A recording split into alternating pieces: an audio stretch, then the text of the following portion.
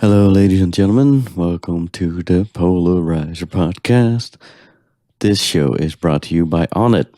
Onnit is a health and fitness juggernaut dedicated to delivering total human optimization to its vast consumer base of athletes, thinkers, fitness gurus, and entrepreneurs. Through a wide array of products and supplements, Onnit combines cutting-edge science, earth-grown nutrients, and time-tested strategies to help people reach peak performance. Whether you are climbing mountains or biking down them, building businesses or closing sales, chasing personal records in the weight room or running a marathon, Onnit is the brand you want in your back pocket. As one of the fastest-growing health and fitness companies in the world, Onnit refuses to bring anything but the very best to market. Whether it's energy bars, protein shakes, creatine, or their flagship product Alpha Brain, Onnit's diverse lineup of products and supplements are backed by science and research. You can save up to 10% off by visiting onnit.com and using the promo code POLARIZER. That's POLARIZER. Or you can use the link in the podcast description or on the website. And they have really cool stuff, man. I really like their Alpha Brain. I take it before I do a podcast. Really makes me sharp. It's kind of like a cup of coffee, but you don't feel as wired. It helps me focus. It's good stuff. And this podcast is also brought to you by Alert. Alert is spelled with double L in this case, and it's an iPhone app for people with food allergies who travel the world. So if you're allergic to peanuts or dairy or tree nuts or gluten or shellfish or... Let's see, what else can you be allergic to? There's no less than 14 different allergies in there, which cover over 95% of all allergy cases. So if you're allergic, there's a very good chance that this app will work for you. You can generate an allergy warning message in 44 different languages. So on the first screen, you just select what you're allergic to. In my case, that would be dairy and peanuts. So I just tick those two. And let's say I'm going to Taiwan. And then I just select traditional Chinese, press the big yellow button in the main screen, and it shows an allergy card for that I can show to people there. And I've traveled pretty extensively. I've been all over Asia, and they speak different languages than I do here. They don't. Not all people there speak English, and this app really helped me out to eat everything there that I wanted. And I didn't get sick once, so it really worked out for me. Alert in the iOS App Store, ALLERT for food allergies. Alrighty. Today's guest is Zuby. Zuby is an independent rapper from the United Kingdom. He is a very interesting guy who is an entrepreneur and musician and a writer and recently a social media phenomenon. Like he tweeted out this video of him lifting a very heavy weight, and he tweeted that he identified as a woman while doing that. That got retweeted like a whole bunch of times, got viewed more than 2 million times, and it's been on TV and different television programs, and that kind of went viral there. But we talk about much more interesting stuff than that. We talk about his music career, which he completely built by himself. He's not on a label. And, just by working hard and by following his passion and bettering himself and just success through hard work. I think that's the theme of today's podcast. And he's also working on a fitness book right now. He's got a podcast also, Real Talk with Zuby. Be sure to check that out. All these links, all the things that I talk about, I put in the show notes as well. So I hope you enjoyed this very first Skype interview of the Polarizer Podcast. Give it up for Zuby. Recorded someplace random on this interesting planet we live on, with your host, Nick Hube. You're listening to the Polarizer Podcast. All right. You ready to roll? Hi, man. Cool. I'm ready, bro. Let's go. Cool. No distractions. Yes. Sweet. Well, thanks for doing this, man. That's no problem, man. This is the first time I'm doing this thing through Skype, so this is an interesting new experience for me. I'm talking here with Zuby. the Jordan Peterson of rap, and more importantly, the current record holder for the British women's deadlift record. It's the most powerful, most brave thing I've seen all year. You go, girl. I've been looking forward to saying that, man. That's, I've got the bench press record too. Killed that one. What made you decide to do that? Like it popped up on my feed because someone retweeted it, and then a week later, people were talking about it on TV, and it was, and a whole lot of people were very angry with you.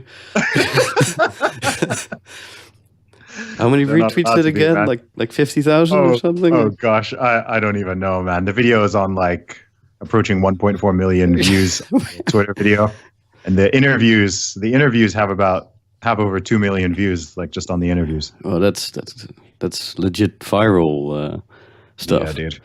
Yeah, I gained like 43,000 followers off that. That's who. So I saw you on your feed recently that you were on Ben Shapiro and also Piers Morgan and Tucker Carlson. So a bunch of people talked about it. So Piers Morgan on Good Morning Britain talked about it. Tucker Carlson talked about it on his show on Fox News. I know it was covered on Sky News in Australia. And then I did an interview with Ben Shapiro. I talked to him on his show. I did interviews with RT, multiple BBC stations, both TV and radio. A whole bunch of like independent podcasts, and then it was featured in like the news as well, like the Sunday Times and the Daily Mail and a whole bunch of places, man, both nationally and internationally. I don't even know all the places. Oh, and then of course Joe Rogan talked about it on his podcast. Yes, yeah. So that was big. That was massive. And he also gave you a follow. Yeah. He sent me a DM too, so we had a little chat on Twitter. Are you gonna be on his podcast or? I don't know yet. Just I know I will be at some point. That's before this thing even blew up. I said like one day I'm going to be on that podcast. Cool. I feel that already. I talk things into existence. So I didn't know that he was going to pick up on that video and shout me out. So that's cool that I'm on his radar now, at least. Very cool, man. Good for you. Well, but what made you do that? Like, what did you thought? Oh, you just put a funny joke on there, see what happens, or did you expect a backlash from it, or like the way it went viral? Like, did you have any idea what would happen with it? Dude, I thought that some of my followers would probably like and retweet it, and it would be a little funny thing between myself and my followers. I didn't know that it was gonna go national, let alone international, and be my most viewed piece of content of all time, of everything. All the work I've ever done over the past 12 years, all the music I've put out, all the music videos. Because you got like 7 albums out there, right? Dude, I've got like 8. 8 now, So of everything I've done, the thing that got me the most attention was a 9-second video of me deadlifting in the gym, which, by the way, that video already existed online. And the original video had like 50 views or something because it was just from a workout video. But then it was the caption that did it. You know, I just reposted it and I put that little caption saying that I identified as a woman while lifting the weight, and that that just sent it into the stratosphere. So I've been joking about this whole lie of male privilege because I'm like, man, I just identified as a woman and suddenly I got so much more attention and press coverage and all this love. So it's definitely easier being a woman on social media. What would you say is the ratio of positive and negative response that you get? 99-1. Oh, that's great. Positive, I assume. Yeah, 99% positive. Yeah. Oh, that's good. Yeah, I mean, you've got to be. That gives me hope, you know. Sometimes when you read through Twitter or you see what people are saying online, you think the world's going crazy, man. And the problem is that the normal people are letting the crazy people run things. The crazy people are not the majority. They're just really loud, and people are scared of them. That's true. Because they're quite vicious and they form little mobs and attack people. But once you get over that, I mean, I've had like 15 different online mobs come after me over the past 2 years. So I'm done. I'm very thick-skinned. Like I don't care. Right. If some angry avatars want to tweet at me, I mean, it's happening right now on my Twitter. I'm getting a whole bunch of angry, right? Like, yeah, I saw your top 3 list that you just posted. Let's see. Let's go to there. It was like, do these 3 things. If you ladies do these 3 things if you want men to like you, or is it? Oh, it's way down. You tweet a lot, man. So what was the top 3? And then someone tweeted like, "Yeah, number 4, don't listen to Zuby." Oh yeah, the male feminists and white knights got angry at that too. Maximize your looks, be sweet, don't be annoying. Well, I'd say that's accurate. You know, I didn't ask for the world, did I? I mean, that's pretty like in a normal world. I don't think that would be, and I don't think most normal people took it to be particularly like controversial. But maximizing your looks, first of all, is a social construct that's created by the evil patriarchy. And, you know, looks and be sweet. Like, what does it mean? We need to be sweet first. And why would you expect that? And don't be annoying. How dare you mansplain like that? Of course. And then people were saying, well, I got a great guy without doing any of these 3 things. And I'm like, okay, well, good for you. I don't necessarily believe you. But if you did, then that's okay. I mean, like I could have added a lot more to the list, but I actually wanted it to. Sometimes I tweet things to like, I know when I'm kicking the hornet's nest. Yeah. But it's just funny because I don't think I ever say anything that's actually controversial in like a normal world. Right. Right. but just because certain people are so like far gone and want to be outraged by stuff that you can just say something that's really like basic. And people respond to it in these really crazy ways and form like these huge sweeping statements and opinions on stuff. Like literally, I mean, and someone was like, "Oh, would you give that advice to your daughter?" I was like, "Yeah, if I had one." I mean, that's I'd give that advice to any woman who like I actually like. I mean, if it wasn't complicated, it would be like, okay, guys, if you want to be more attractive to women, here's 3 things you can do. Increase your status, be confident, and be funny. Yeah, for sure, man. Right? Yeah. And I don't think people would be like, "Oh my gosh, how dare you?" No. Yeah, it's like, yeah, okay, that's pretty simple. It's not saying like, yeah, you need to be a millionaire and you need to have an 8-pack and be 4% body fat. It wasn't like some crazy. Well, being a millionaire alone will get a lot done, though. Yeah, yeah, but it's not like some huge high standard, right? Like, look good, be sweet, don't be annoying. Like, right. Okay, don't tell me not to be annoying. I'm like, okay, like you're annoying right now. Like, yeah. Whatever works for you. If you're happy, like that's fine. I'm some guy on the internet. If you think my advice is nonsense, then you're free to ignore it. Well, that's cool, man. It's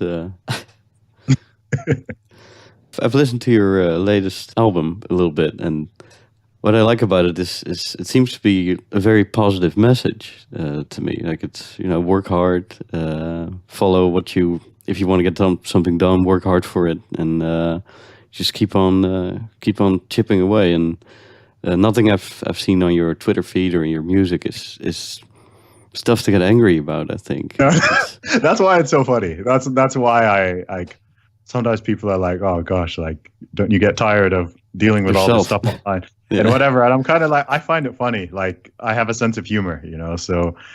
I don't take all this stuff seriously. And I also live in the real world. I know who I am. I know what I believe. I know what kind of person I am. I've got a lot of people who like me, a lot of people who love me, and it's all good. A lot of people like and respect me and know what I do, and that's all good. So if 1 in 100 people decides without knowing me that they don't like me, then that's okay too. The truth is, the more people who know you, the more people are going to like you, but the more people are going to dislike you too. Because there are now literally probably hundreds of thousands more people now who have at least heard of me, who hadn't heard of me 2 months ago, right? Whether or not they've really like checked out everything I do, not all of them have, but certainly tens of thousands of them have. So it's like with all those, yeah, some of them are, the majority is going to be positive, but if you're on a lot of people's radars, then you're going to have a lot of people who don't like you. There's no public person, you know, I mean, I'm not like some huge name, but there's nobody who over 100,000 people know who they are, let alone millions of people know who they are. And out of all of those people, like everybody has a positive view or impression of them. It's not how it is. Look at any singer, look at any sports player, look at any actor. You know, they've got all these fans, but they've got people who think they hate them. right? Yeah. Look at Justin Bieber. You get people, I hate Justin Bieber. I'm like, do you know him? You know what I mean? Like, why are you so emotionally charged by this young man who you've never met? They say, yeah, but he's this, he's that. I'm like, he doesn't even know who you are. Like, why are you dedicating all this energy and attention and screaming to it? It's like, just get on with your life, man. Like, he's doing what he's doing, and he's doing well, obviously, whether you like it or not. So why don't you can go and be great too. Everybody can be great. And yeah, like you said, that's kind of my message, man.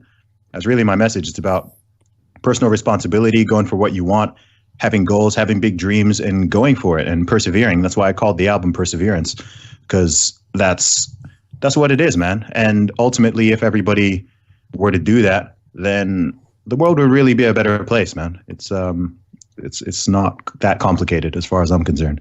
Yeah. Well, where did it came from, that philosophy? Got really good parents, man. No, I'm from a wonderful family. Like, my parents raised me well. It's a good answer. Yeah. Yeah, man. Like, and I think that's, again, I know we don't live in a perfect world. You know, there's no utopia, but in an ideal world, that would be most people's answer. Like, I think that's where it's supposed to come from. And then of course, you know, my own thoughts, my own thinking. There's other people I follow and I respect. I read a lot of books. I kind of I create a lot of content, but I also consume a lot of content. And look, I respect everybody and anybody who is striving towards betterment for themselves, and especially for themselves. I was going to say for themselves and the wider world, but I think especially for themselves, not in a selfish way, but I do think that it's important to, you know, like, if you want to quote that Jordan Peterson quote, you know, the Jordan Peterson of rap. I like that. Yeah, man. Set your house in, what is it? Set your house in perfect order before you criticize the world. You know, There's a lot of, you know, if you can't keep your room tidy, if you can't sort yourself out, if you can't wash the dishes in your kitchen, then what are you doing on Twitter or on the street protesting, trying to change the entire world and everybody in it? It's like, no, like, why don't you sort yourself out first? And then maybe once you've done that, you can move on to something bigger. But the world is a really big thing to try to sort of change at once. And I think it's very arrogant to think that somebody individually is gonna, you know, change the world. Certainly by screaming at people on the internet. I mean, that's not gonna get much done. No. Yeah. I don't necessarily believe that the people who scream about all this kind of stuff necessarily really believe what they're saying. I think it's more a narcissist thing. Like, they're basically saying, I am better than you because because I'm so much, more virtuous. Yeah, virtue signaling. That's another. Absolutely. Yeah, exactly. That is what it is, man. And like, I don't know. People are generally too worried about what. It's weird. Like, with myself, in some ways, I care a lot about what people think about me, and in other ways, I don't care at all what people think about me. Yeah. Because, like, in terms of the people who actually know me, I respect what they think about me a lot. I want them to hold me in high esteem and in high regard, and to be like, if someone asks them about me, I'll say, yeah, Zuby's a great guy. He's humble, he's honest, he's authentic, he's loyal, he's reliable, he's responsible. You know, I'd want them to say good things about me. If it's like an avatar on Twitter or on YouTube who I don't even know who they are, and they don't know who I am or whatever, and they want to jump on my video and say something bad about me, I'm like, I don't care. Yeah. Like, I genuinely don't care. That just makes me think, like, man, what's up with this? Like, I don't even know who this person is. Like, they'll never have a face, but it's just like, what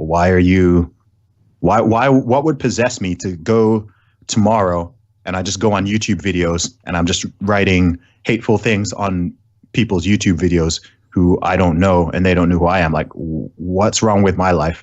If your life sucks. What would happen in my life that I think that's a good use of my time? Like, it doesn't make sense. So it doesn't reflect anything on me. It's just like, okay, well, you're weird. Or people who get... It's a loser's mentality. It's a loser's thing to do, I think. Absolutely. Absolutely. There's nobody successful who's jumping around on YouTube, writing hateful comments and disliking people's videos. Like, that person doesn't actually exist. Probably too busy working on stuff to do that anyway. Exactly. Like that person doesn't. Nobody who you'd want to hang out with and look up to is behaving that way. Yeah. We're still figuring out this social media thing. Like it's still very new. Like Facebook is, I think, 10 years old or at this point. No, I've been on Facebook for 15 years. 15. Damn, time flies, man. I was one of the first people on Facebook. When it was only for universities at the very beginning. Yeah. My university was the first one in the UK that it came to. Hey, you went to Oxford, right?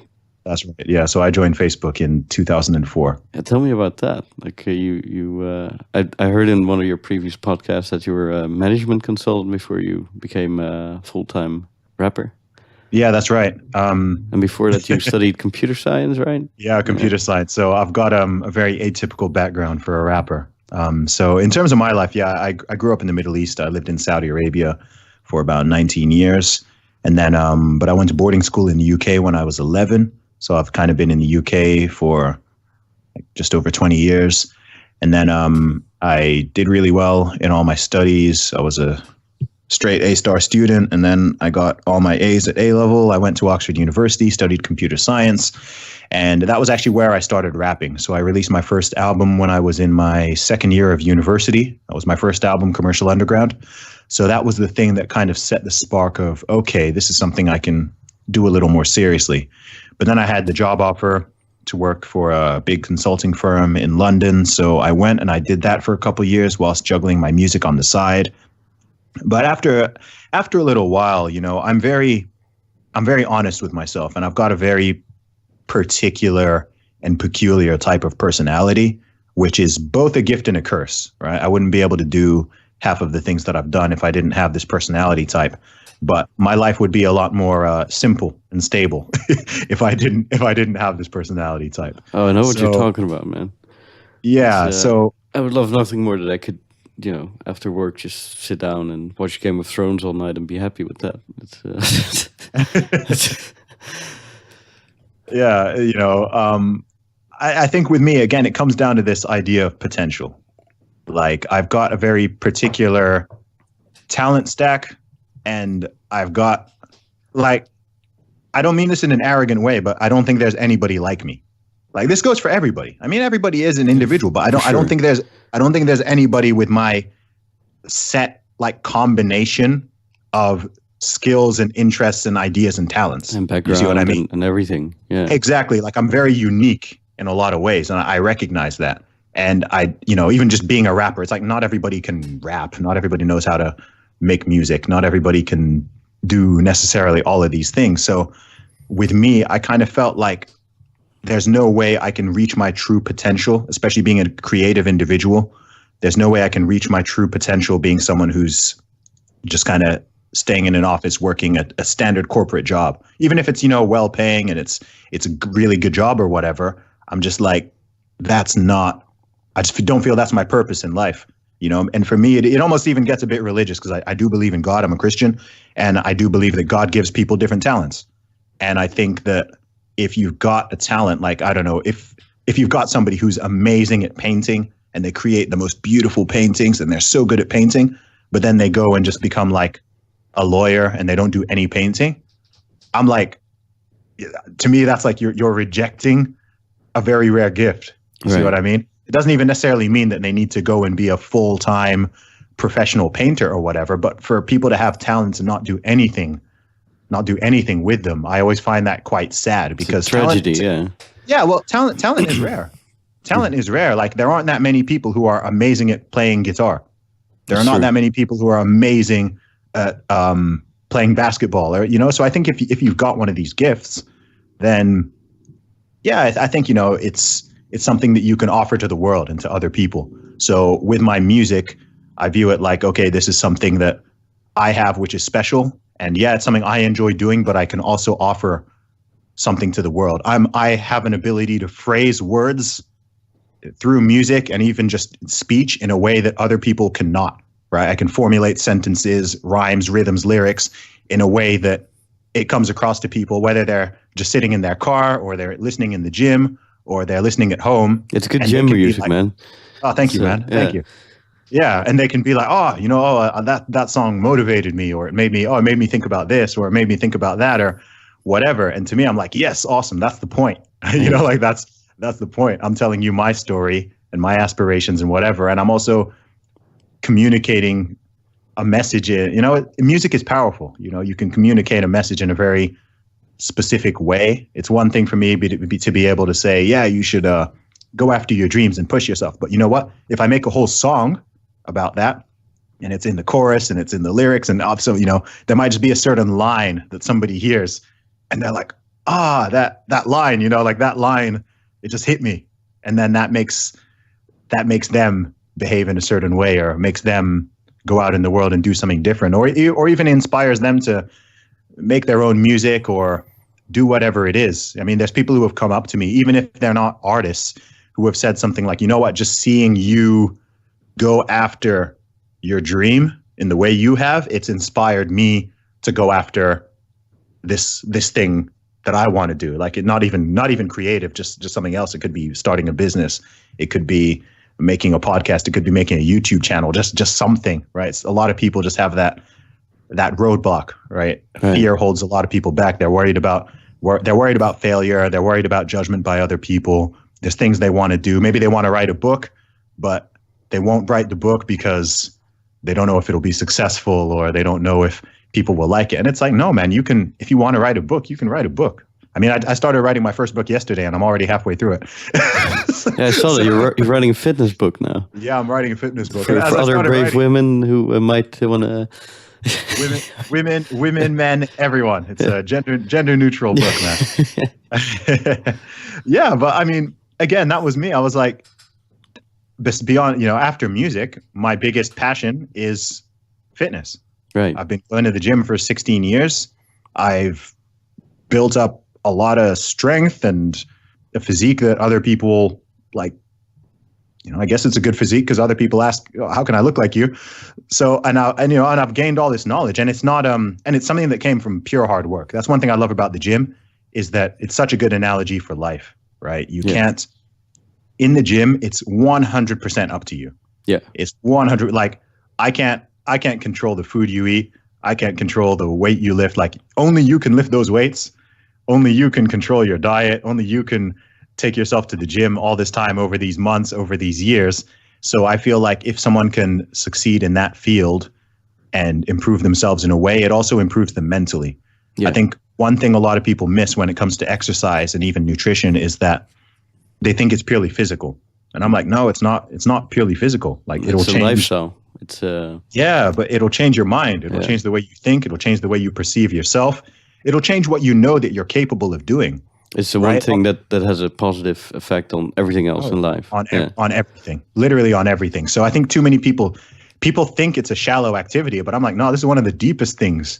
This is one of the deepest things you can do. They have this stereotype of, especially when it comes to men, guys who are like muscular or buff, that they're like unintelligent or they're stupid or something. And I'm just like, no, like, I don't know where this stereotype comes from, because in my personal experience, even, I'm like, I've noticed quite the opposite. Like, most guys I know who have got like really impressive physiques, they're very on the ball and intellectual and smart in other ways, and very disciplined, because you have to be, right? You're not going to get an amazing body or be able to deadlift over 500 pounds or bench press 300 pounds or whatever. You're not going to be able to do that without putting in some serious work and having some discipline. That's the only way. And nobody can do it for you. There's other things, right? Somebody could have a lot of money and someone can be like, oh, well, maybe they got it from their parents, or maybe they got lucky. You know what I mean? Like, there's other things that are involved,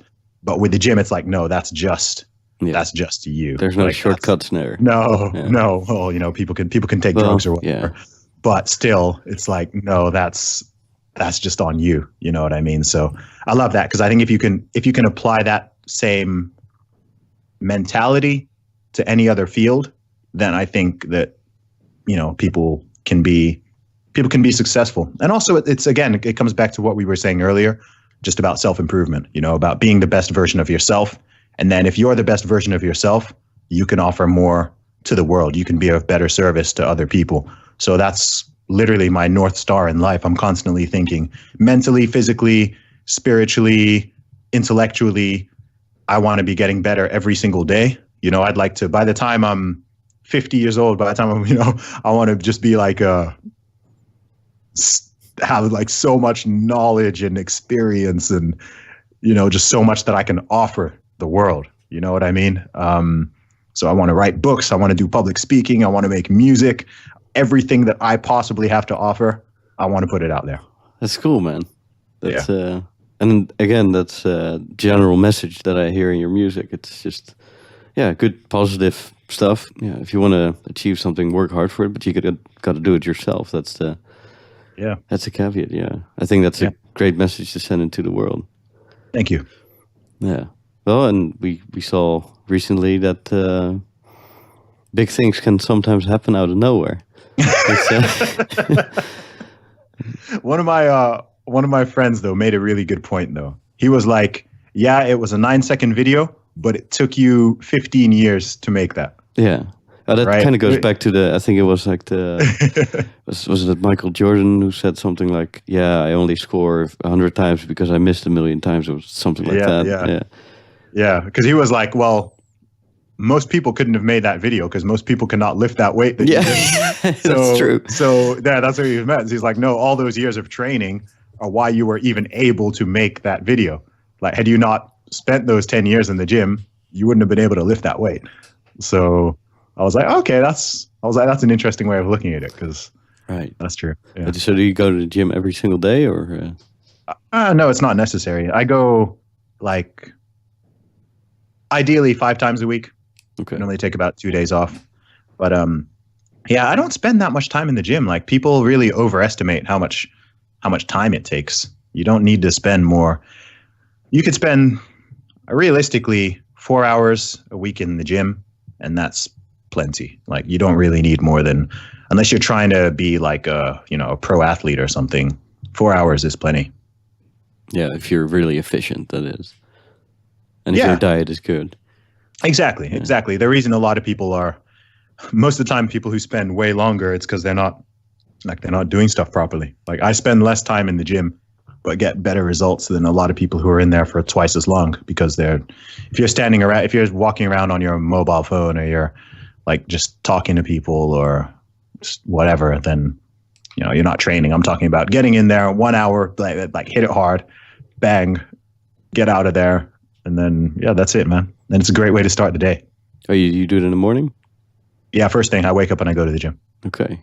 So what does your day look like? Because you are your own, you're your own boss. You don't have to show up at any office except your own office. It depends on what I'm doing that day. So at the moment, I'm kind of working from home for the most part at the moment. I have times when I'm like just, I'm not even in the city I live in. I'm out traveling and promoting my music and running. I do pop-up shops. So I run pop-up shops in different shopping malls around the country. So I'll go in there for like a week or 2 weeks and I'll be there every day promoting, selling my music, my merchandise, t-shirts, hats, hoodies, all that stuff. And I'll just be plugging away doing that, talking to people all day, signing autographs, selling stuff, taking photos. So I'll be doing that the whole time.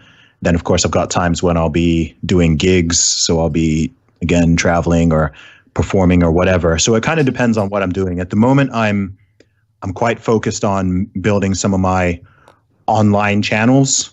So I'm working on the book now. I'm doing the podcasts, which is coming out like twice a week. So that's taking a lot of time. I'm working out how best to monetize some of my online avenues. So I'm working on a whole bunch of stuff right now. So there's not really such a thing as a typical day, but I normally wake up around 6:30. I'm a pretty early riser. I saw that on your emails, man. I sent most emails at like 2 at night, and you responded to it at like 6 in the morning. Yeah, so I wake up early. I'm an early bird. So I wake up. Sometimes I'll literally wake up and go bang straight to the gym. That's like my ideal thing. Sometimes I'll do like an hour or 2 of work and then go to the gym. You eat breakfast at all, or? I eat breakfast at like 11 a.m. So you're doing the intermittent fasting thing, Or Yeah, I've been intermittent fasting for about 10 years straight. That's okay, just, I don't even think about it. That's like just how I eat. okay. Yeah, So it's not. you eat between 11 and 5 then, or 6, or 11 and 6, 11 and 7, 10 and 6. Like I'm nowhere near as strict with this is something that will become very clear when my book comes out, is that I'm nowhere near as strict with my diet as people may think. I just follow certain rules, and that's what I recommend to other people too. Just have there are certain things that are important and things that aren't important. And a lot of times people get sucked into the nitty gritty of all the stuff that's rather inconsequential, rather than focusing on what's going to give them 95% of their results. And I just focus on that 95%, both in my nutrition and in my training. I just get in there and I do it. Like in the gym, I don't do that many different exercises. Like I barely use any machines. I do like on any given day, I'll probably do across a whole week. During the whole week, I probably will do maybe like 12 different exercises. okay, I don't go to the gym and that's like during the whole week. Like some people will do 12 different exercises in one session, right? I don't do that many different exercises. I just do them. I just pick the hardest. I just do the hard ones, and that'll give me 95% of the results. Like I don't need to do 100 different exercises for my biceps. Like it's not necessary. I get in there. I do bench press. I do squat. I do deadlifts. I do overhead presses. I do pull-ups. I do rows. I do bicep curls, some tricep exercises. basically all the classic stuff. Man, because that's what works. Yeah. That's what works. Again, people like to overcomplicate things. They want to stand one-legged on like a Bosu ball and do some weird one of those vibrating things. Yeah. yeah. There's all these weird contraptions and gadgets and machines. I'm like, look, just give me a bar with some weights, and I'll lift it a lot, and I'll get better results than 99% of you guys using all these weird machines and stuff, because you don't need all that. Like I look to the old school. Yeah. I mean, look at the old school bodybuilders. I mean, they literally would just, sometimes they didn't even have like squat racks and, the racks and stuff. So they'd always have to clean the weight off of the floor. So they'd do squats, but they'd start by literally picking the weight off the ground, putting it on their back, and then doing it like that. Because they didn't have the squat racks, just lots of overhead pressing and deadlifting and all that. And it's like, look, that's going to work your body better than doing dumbbell curls or tricep kickbacks. So I try to focus like 90% of my workout on the main stuff, and then if I want to do a little bit of couple bicep curls just to make sure I stay balanced, then that's cool. Yeah. Okay. What would you say do most people get wrong about their diet? About their diet? Yeah. Like the one thing that most people would you say get wrong? Not understanding calories properly. Okay. Not knowing how many calories they burn, and not knowing how many calories they eat. I mean, that should be the first question. That's very basic, but it makes a lot of sense, That's the first thing someone should know. Like someone's telling me, oh, I want to lose weight. I want to do this diet. I'm trying this. I'm trying that. I'm like, okay, how many calories do you eat per day? Yeah, start at the beginning.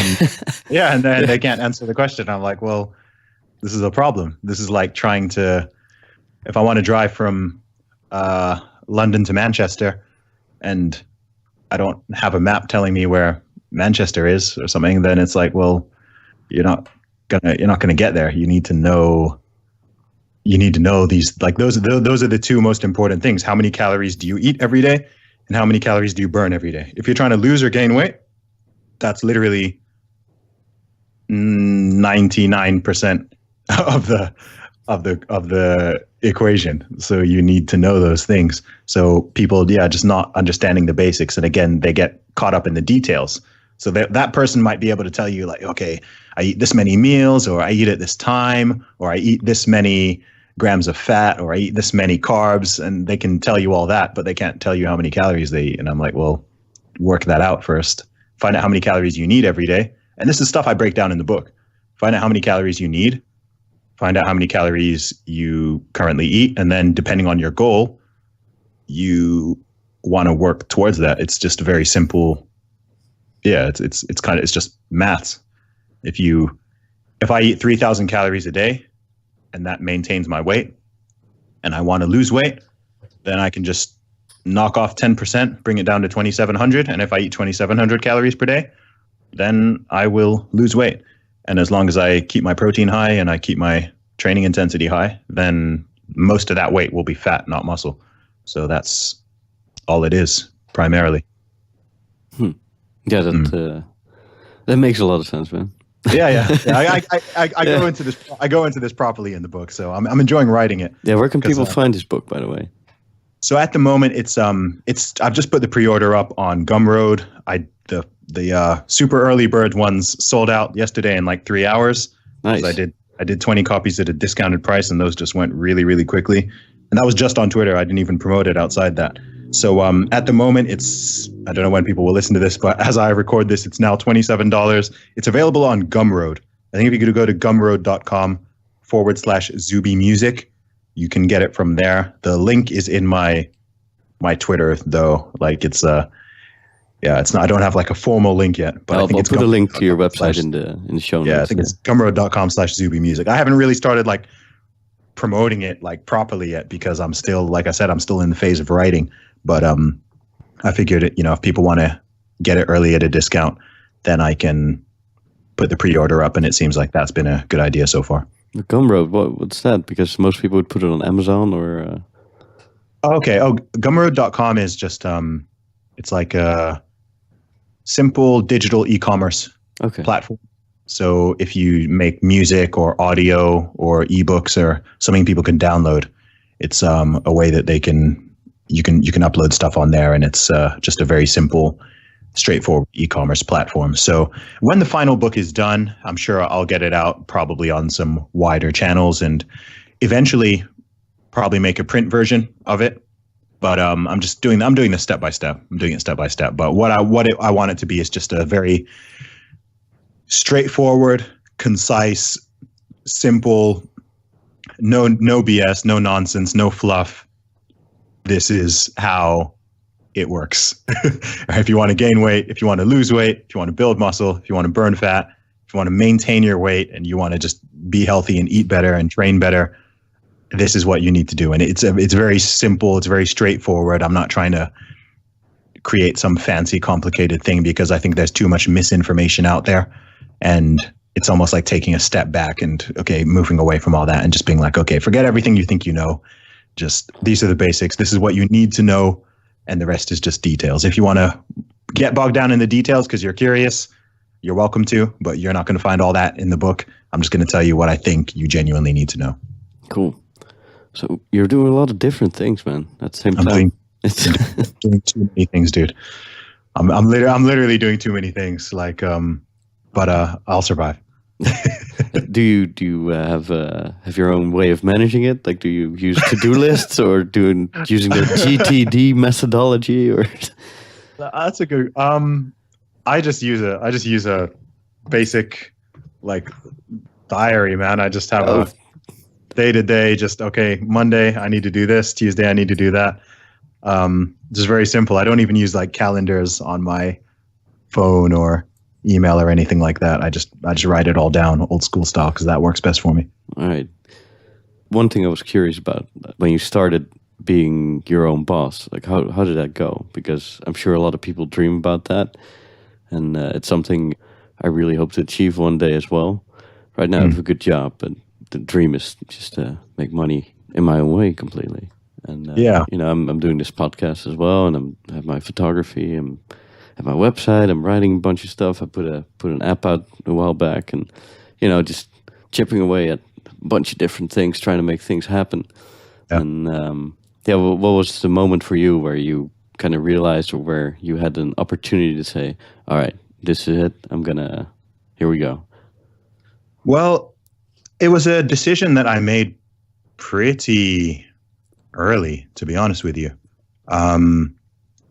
So at early 2011, I'd already decided like, by the end of 2011, I'm going to go do my music full time. And I made that decision, and I kind of made a promise to myself, and I was like, I'm going to do this. And because I was already making music. By this stage, I already had 2 albums and 1 EP out. I already had a little bit of a fan base. So I knew that I wasn't starting from completely nothing, Right. just diving into there like crazy. But yeah, I just went and did it, man. I don't know. Is there like it might be easier to answer like a more specific question. Right. Yeah. Well, that's let me think about that. So you, at the time, you were working as a management consultant, right? Mm-hmm. And you had your second album out, Yeah. and you were like, "All right, I'm gonna just quit my job now and gonna do this full time." And you had So some money saved up, or yeah, I had a little bit of money saved up because I wanted to buy a van, which I did, the Zuby tank. It's a big purple van with my name on it. Cool. Yeah, I basically, in terms of the thought process, I just like I was saying, I'm very honest with myself, and I was looking at, I was a young guy in the company. I was like, my early to mid 20s at this point, and then I was just thinking about the future and being like, okay, do I want to be doing this in 10, 15, or 20 years? And I was like, no, I don't. So, and then I was like, okay, well, what else do I want to do? And I already had the answer. I mean, from the time I left university, I knew that I wanted to do music. I knew that's what I wanted to do as my career. And I was piecing together how I could do it. And I'm still piecing together how to do it, man. I'm just like, it's an ongoing thing, because one of the biggest challenges for me has been, and the music world as a whole, has just been how much stuff has changed. I mean, you got to remember, I started rapping in like 2005, 2006. people were still buying CDs. Exactly. Yeah. Everybody was buying, some people still buy CDs, but everybody was buying CDs. There was no streaming. There was barely any social media. It was just like MySpace and Bebo, and then, YouTube was just beginning. iTunes was just beginning. So people were just getting into the downloading. Streaming didn't mean anything to anybody. There was no Spotify, there was no Deezer, none of that. So in a relatively short time, I mean, it doesn't seem that long ago, the whole landscape has changed, and the way you can make money and the way artists make money and all that has changed. And it's actually been to my detriment personally, because I'm very good at selling physical products. I'm good at selling CDs. I'm good at selling physical stuff. So I'm trying to, right now, even in terms of some of the other things I'm doing, like the podcast and the book and some other things I'm working on, that's me looking to diversify, not just my revenue streams, but also I'm just kind of seeing where the world is going, essentially. Social media is already a dominant force, and it's going to become a more and more dominant force. So I think it's really important to make sure you own some land in that landscape, and have a good personal brand, and have people who know who you are, have followings on different platforms, have an email list, be on Instagram, be on Twitter, be on all these different things, so people know who you are and you can reach your audience.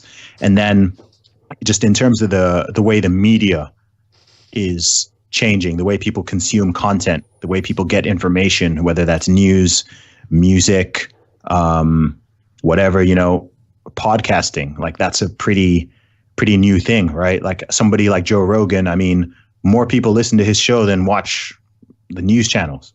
Oh yeah, way more. Yeah, exactly. But he's getting like 1 billion downloads a year or something. Yeah, but this is a new world. Yeah. You know what I mean? This is the direction things are going in.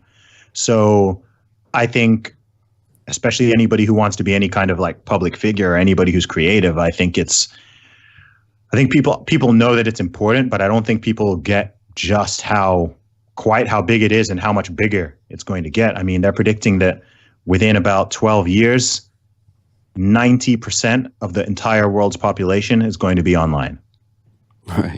Right. So now there are 4 billion internet users worldwide right now, out of 7.7 billion people.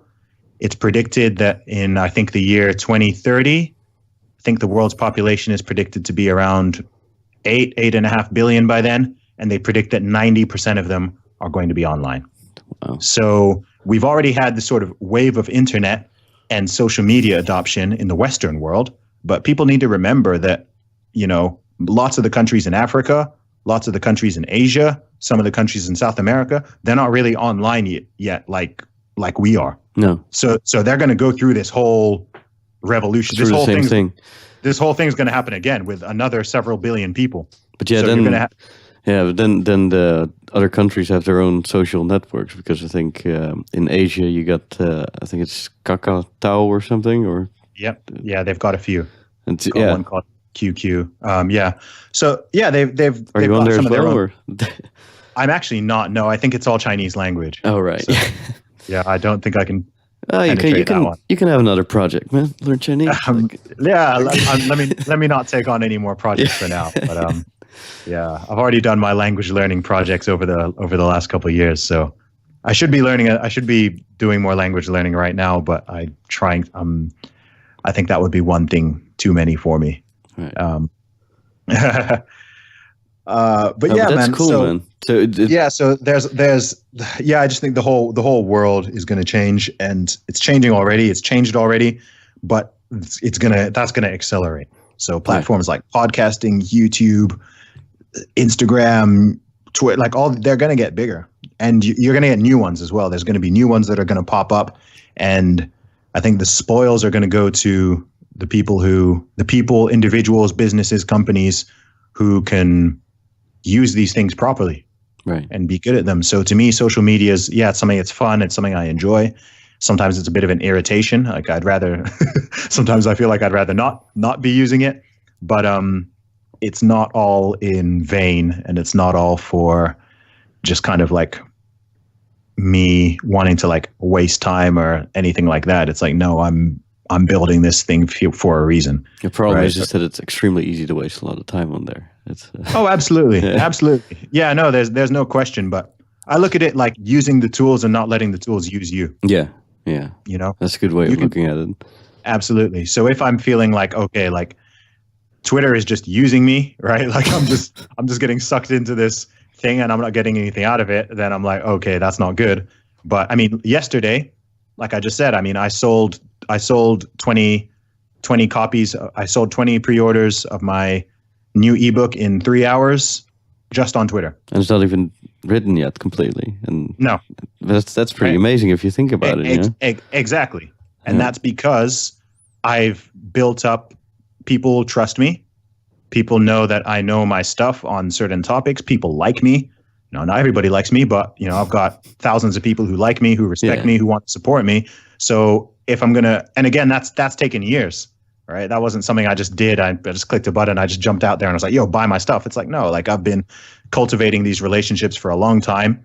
I'm making something that I know is genuinely going to help people. I'm trying to bring some value to people's lives. I'm trying to help them to improve their own lives by taking control of their training, their exercise, their nutrition, their mindset, all that stuff. And so I'm not going to be afraid. So I'm not afraid to sell my music because I know that it's good and I know that it makes people happy and brings people value. Any other knowledge, I'm the same with that, right? It's ethical for me to sell this, right? If someone is struggling with their weight and I can genuinely help them, I should offer to help them. Yeah. Right. Like, I should offer to help them. It's not like I'm trying to sell some crappy product that's just, it's not going to help anybody, but I'm just trying to get rich or make money or whatever. It's like, no, I mean, maybe some people can get away with that for a short time. Yeah. But I think that's a very short-term perspective on anything. And that's never been my way of doing things, Yeah. And I think that's also a pretty unique thing and cool thing what you do in your music. You're saying like, I'm doing all right, but I'm not a millionaire. I'm not super rich or something. That's the opposite of what a lot of rap music is. Like you're not. It's like my Bentleys or whatever. It's but I like that, man. It's very cool. I mean, I'm not at that stage yet, but I would like to think that even if I had all that stuff, that still wouldn't be my message. Yeah. Yeah, because I don't know, but I think, don't think so. Your original fans wouldn't like that then anyway. So it's true. There's a lot of other stuff to talk about.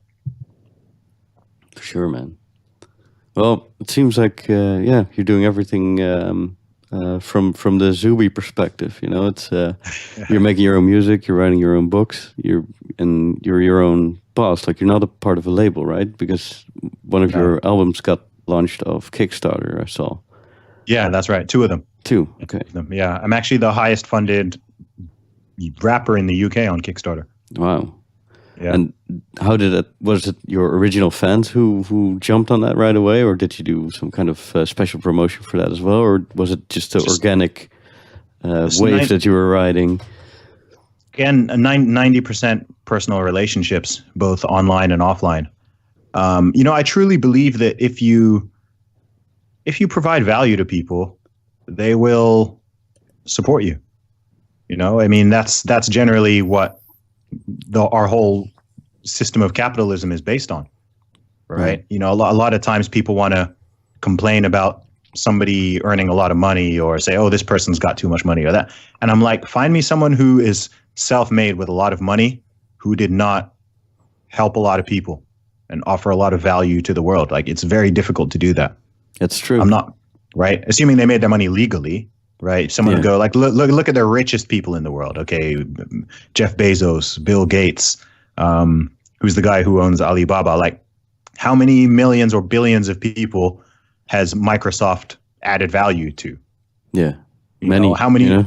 Like right now, I'm using it. Literally, exactly. Right, Sony. We're both wearing Sony headphones, That's right? True. Yeah. Yep. So same headphones. Sony. So whoever owns Sony or whoever made it, they deserve to be really rich because they've made millions of people's lives better with their products, right? If you own Apple, and even smaller companies, right? People are complaining about this. I'm like, well, what about the person you work for, right? I'm sure the person who owns the company you work for is very, very wealthy. But that's because they're providing value. They're also providing jobs. They're providing products. So again, I just So I'm getting off the track. Just here. believe in the system. In other words. Yeah. Here I'm like pro capitalism. Yeah. But no, really. But I think if people can see that you're authentic, you're genuinely trying to help people and add value in certain ways. Again, you treat people nicely. You're polite. You show gratitude, these are all things I always do. To this day, I still try to. Gratitude is a big one, man. Dude, it's getting harder to respond to every single comment and DM that I get. I mean, I've got almost 100,000. I've got like 100,000 followers now across the social media networks. So on Instagram, Twitter, on Facebook, I'm getting messages every day, and I try to respond to every single thing. Like, I'm assuming it's like positive, right? If someone is just trying to, rile me up, then occasionally I'll still respond. But generally, I try to respond to everyone. I try to let people know that I care. If someone is like, yo, I just listened to your album and I liked it, I'm not going to see that and ignore it. Right. I'm going to see and I'll respond. I'll say, oh, thanks, man. What was your favorite song? Or I'm glad you enjoy my music. Even if it's something short, just to let people know, like, yo, I appreciate it. If you comment on my YouTube video, I'll respond. I'll say, yeah, thanks for checking it out. And it's very simple. And people love that too, Like they feel like you actually read what they said. People that makes people really happy. It does. People value it. And I think it's also, one, it's just humility. And two, it's politeness, I think. To me, I feel like I genuinely don't, I feel impolite if someone sends me a message and I just ignore it. Someone asks me a question or someone gives me a compliment or something and I see it and I just ignore it. Like, to me, maybe, it just feels impolite. Maybe I'll get to a stage one day where it's just physically impossible, right? If I had 1 million followers, it would just not be possible. But as long as I can do it, I will, because you can do something that it might take 10 seconds of my time, but that might make that person, that might make their day. Yeah. I've had people message me, especially like on Instagram, because I've got a lot of fans who are like, teenagers or, early 20s and stuff. Sometimes they'll send me a message and I'll reply and they're like, oh my God, he replied, like they can't, they can't believe, because they don't expect it. They think, they're like, because they know lots of these other rappers or, other people they may look up to. And yeah, some of them are, just have bigger audiences than me, but they know that if they send them a message, they're not going to reply. Yeah. So they kind of think also, if they send me a message, I won't reply. But if someone says it and they're like, yeah, man, I bought your album. I enjoyed this song. Like they send, especially if they send me some quite long thing, I'm going to reply. And then, that can make that person's day. And then, that's how at the end of the day, people get caught up in numbers, especially in the social media world. But at the end of the day, these are individual people, You know, these are individual people. So it's easy to be like, yeah, I've got 43,000 followers on Twitter, but that's 43,000 individual human beings, right? That's a small city. It's like these are individual people. So it's like you don't just look at the numbers. You're like, no, there's someone behind that message, behind that comment, behind that tweet. And I think a lot of the reason the discourse is messed up is because people forget this. So people will write really negative or hateful things that they wouldn't say in real life. True. Okay? If you're talking to someone in real life, you're not gonna talk the same way you will on Twitter. No. Well, a lot of people. I probably will because I'm kind of the same. But well, you don't strike me as a guy who would just talk random shit to someone. Yeah, I know. Like I'm kind of just me. But you know, I never come at anybody with hostility. If someone comes at me with hostility, then I try to normally take the higher ground. I'm not perfect. Sometimes I'll normally do though is I have a sense of humor though. So normally if someone writes something that's really stupid to me, I'll normally just like retweet it and just be like make a joke about it. Exactly. Yeah. But that always makes me laugh too, man. When I watch I like to watch old boxing videos, and sometimes you see like the best knockouts from Mike Tyson, and someone's writing like, yeah, Mike Tyson wasn't so bad. In this fight he got his ass kicked. He's kind of a pussy, and it's like, well, I'm not so sure if you would say that if you were standing in front of him, you know. It's I actually had that happen. This was very early in my career, but very early in my career, I remember like it was when I was still a teenager. But there was somebody online who was just who was also based in Oxford, not at my university, but in the city. Yeah, and they were just like online talking crap about me, like just talking like really bad mouthing me. And this is somebody I don't know. This is somebody I've never met. And they were just saying like, they were almost like slandering me. They were saying, yeah, Zuby's this, he's that, just saying all this negative stuff about me. And then it's such a weird thing to do too. But then anyway. I saw this person in real life like 2 days later. Right. And because this was like he was a DJ, you know, so he was someone who was also in the music scene. So I was like, okay, like, so I knew it wasn't just like a username. It was like, okay, I don't know him personally, but I know who this person is. So there was like an event a couple days later and I was there and I saw him. And like, when he saw me, he was like you could see like his deer in the headlights. He was like, oh crap. Like, right. But I just went up to him and I was like, yo, like you're so-and-so, right? And he was like, oh yeah, Zuby. Yeah. Good to meet you, man. Yeah. Good to meet you in person. I was like, yo, like, what was up with all that stuff you were saying online? And he was like, oh, you know, like, I was just, you know, I didn't mean it. I was just joking. You know what I mean? But it was very funny to me because that was because that was the first time, like I'm used to people saying wild stuff about me online now because I can't even keep up with it. But at the time, it was very new to me. Do you know what I mean? Like, I hadn't been making music for a long time or something. So I was like, why would someone who I've never met, who I've never interacted with, why would they go online and start saying bad stuff about me and my personality and stuff like this? Like, why would someone do that? So that was kind of the first time I'd experienced, you know, I'd kind of experienced that. But then I'd also seen how different it is in real life because it's like, oh, suddenly like he was all friendly with me and wanted to buy me a drink and stuff, you know?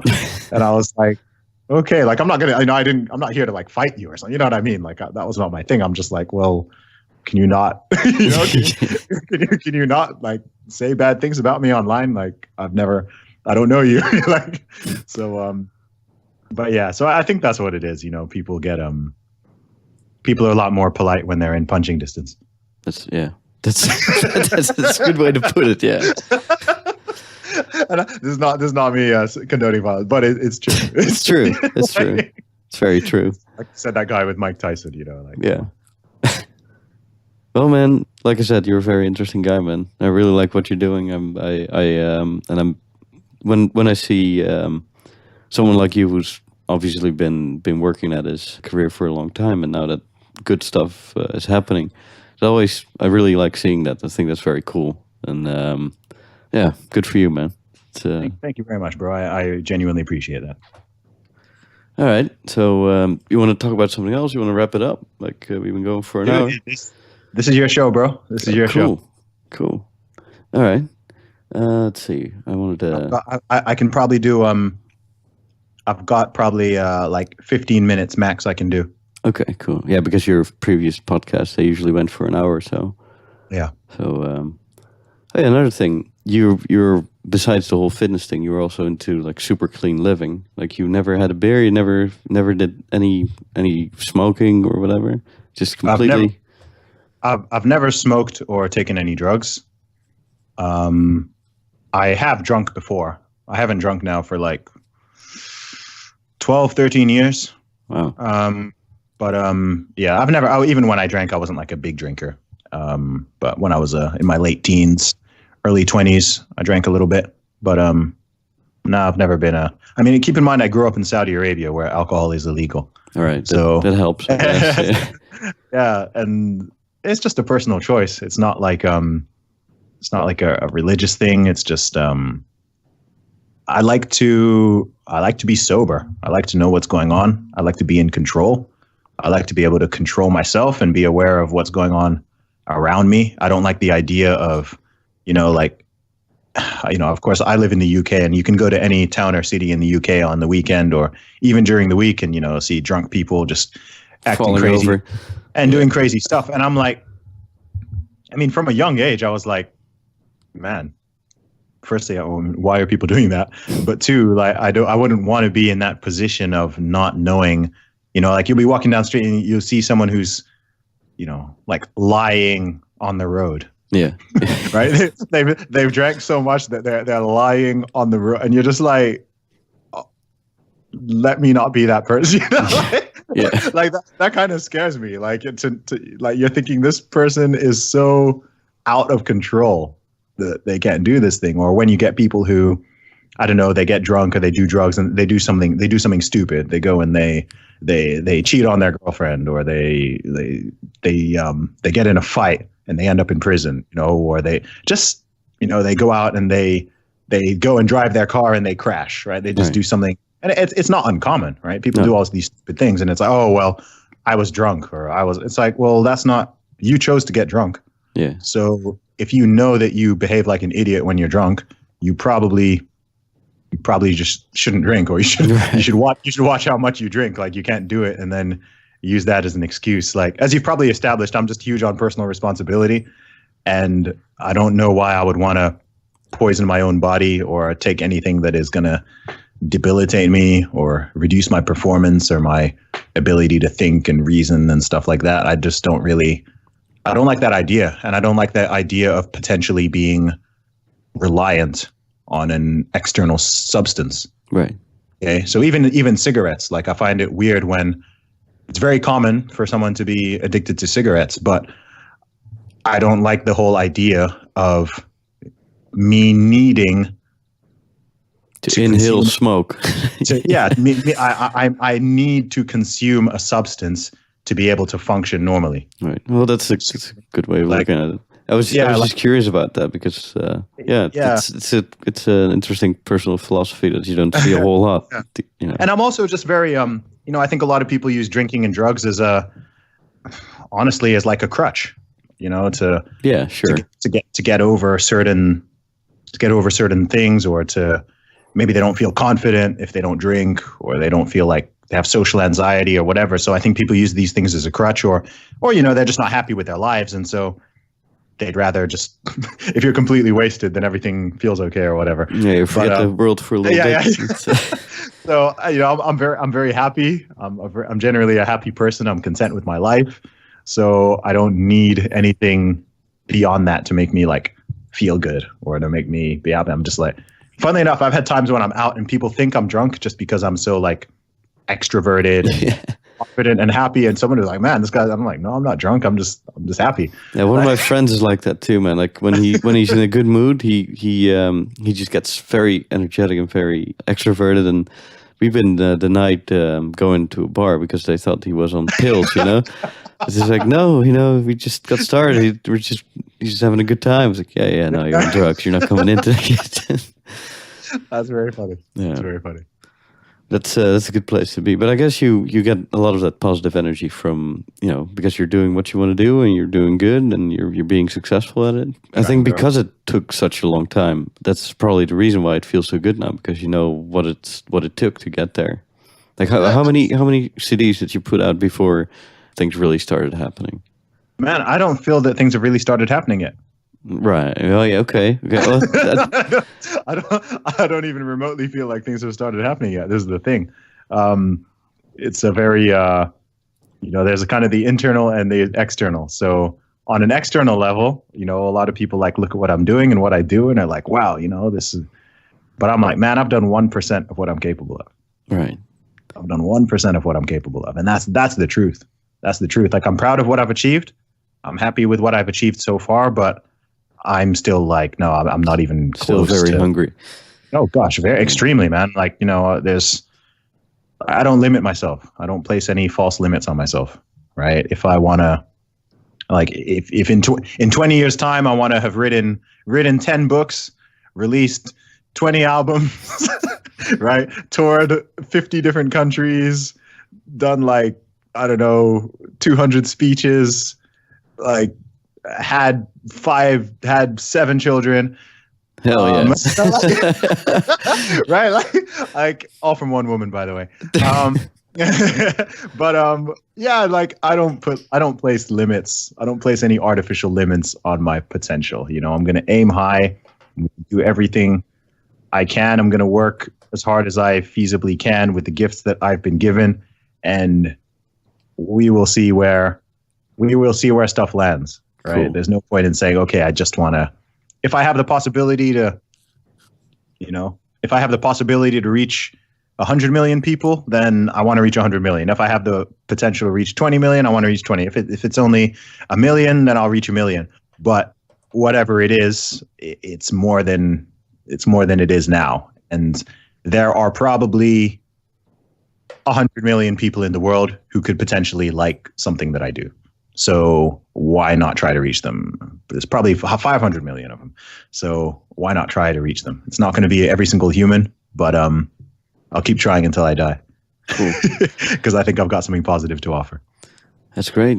I think that's a beautiful note to end on as well, man. If you could say one thing to my audience, what would you say? Oh, wow. If you could tell people, if you have a piece of advice or a general message. My general message would be to try to fulfill your potential. Recognize that you are unique. You've got talents. You've got interests. You've got a personality. You've got a combination of traits that nobody else in this world has. And we all have different things to offer. Some people are very creative. Some people are great at business.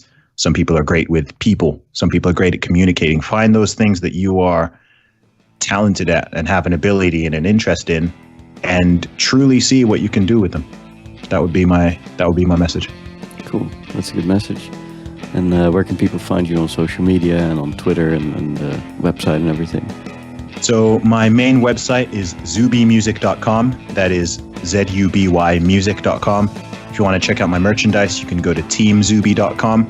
And then I'm on all social media at Zuby Music, ZUBY Music. I'm on Facebook, Twitter, Instagram, YouTube at Zuby Music.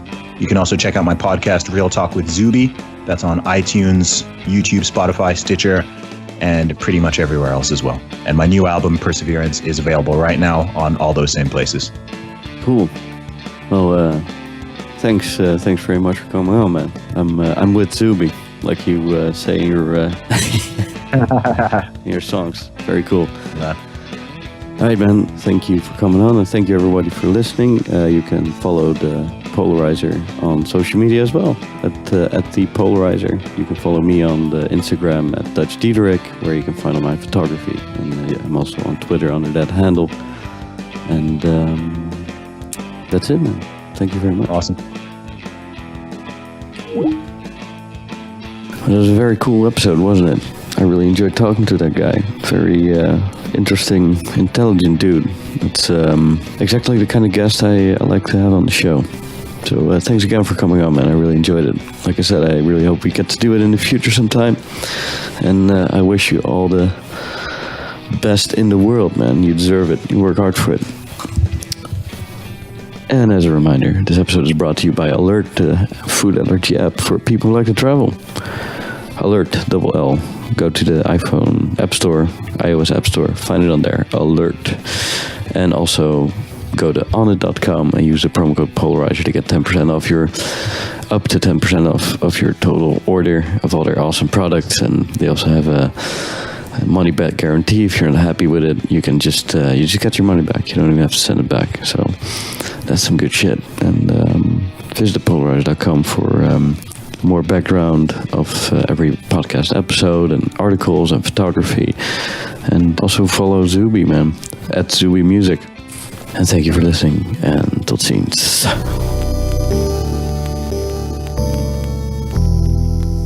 Coming at ya, bounce out disaster. Coming at ya, bad at ya. Tell you what's master. Coming at ya, bounce out disaster. Coming at ya, bad at ya. Tell you what's master. Coming at ya. I want 1 billion fans, so I need 1 million first. I'ma gain another 1,000, stop the sickness of this verse. Even when I'm smiling sweetly, look at Zuby as a threat, or you'll get on before you see me like a noob in FPS. No button combination lets you cheat the game of life. Rappers looking in my pay, they think I'm cheating on the mic. But this girl's my one and only, and she never leaves me lonely. When I wanna beat it down, she's always waiting to bestow me. Spread the love like bigamy, so passionate with metrics. Bars cannot belittle me, a style is anorexic. That means you think you're big, I hear you talking all aggressive, but you barking never bite and say your mark is unimpressive. My vision's not a dream, I'm motivated to achieve it. You want a food for thought and I'm providing it, so eat it. I wrote this in my sleep, I mean it, no exaggeration. Even scheming when I'm dreaming, I don't waste imagination. Coming at ya, bounce out disaster. Coming at ya, bad at ya. Tell you what's master. Coming at ya, bounce out disaster. Coming at ya, bad at ya. Tell you what's master. Coming at ya. Show love when I come through, I get respect cause I'm Millie. And the ladies love me too, like they love sex in the city. Say I'm blessed and I'm silly, but don't object cause I'm pretty. And always say I'm kinda cocky, but they know I'm kinda witty. And you know on my committee, it's just me, myself and I. 3 of my favorite rappers and a little book of rhymes. I got a lot of hustle, but ain't got a lot of time. Money's got a lot of muscle, so it's all about the grind. Take a different policy, I'll turn and pen a prophecy. My brilliance is vivid, but it's rivaled by my modesty. Honestly, I think I'm like the hottest walking property, but realize there's a team that there's no dream guarantee.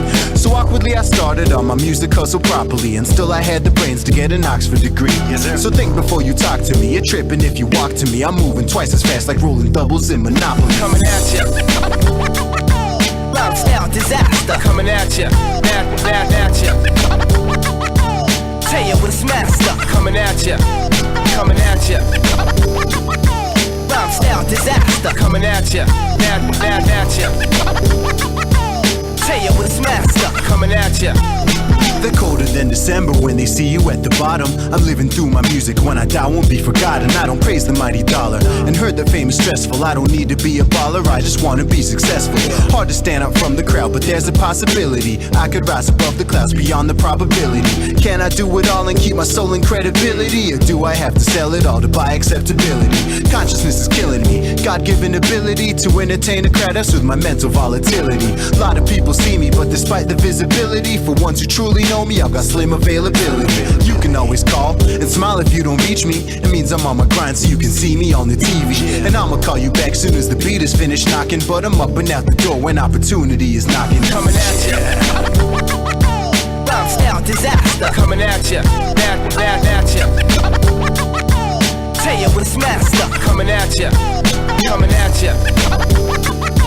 bounce out disaster. Coming at ya, bad at ya. Tell you what's master. Coming at ya, bounce out disaster. Coming at ya, bad at ya. Tell you what's master. Coming at ya, bounce out disaster. Coming at ya, bad at ya.